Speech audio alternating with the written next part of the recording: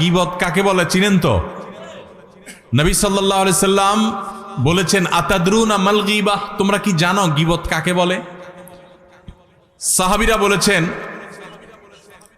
নবী সাল্লাল্লাহু আলাইহি সাল্লামকে, আল্লাহ এবং তার রাসূল ভালো জানেন। নবী সাল্লাল্লাহু আলাইহি সাল্লাম গীবতের সংজ্ঞা দিচ্ছেন যে গীবত হলো যিকরুকা আখাকা মা ইয়াকরাহুহু, তুমি কারোর পিছনে যদি এমন কিছু বলো যেটা তার সামনে বলে সে মনে কষ্ট পাবে, এর নাম গীবত। এখন একটা মানুষের সামনে বললে সে মনে কষ্ট পাবে, এটা তার পেছনে বলতেছেন, লোকটা এখানে নাই, তার অগোচরে আরেকজনের কাছে বলতেছেন, এটার নামে কি গীবত।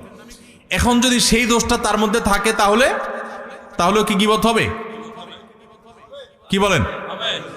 গীবত হবে। আমাদের দেশে যারা গীবত করে, সবাই কম বেশি গীবত অনেক সময় হয়ে যায় আমাদের দ্বারা, আল্লাহ আমাদের মাফ করুক। গীবত করার ক্ষেত্রে কিছু লোক আছে যারা গীবত করে, গীবত করার সময়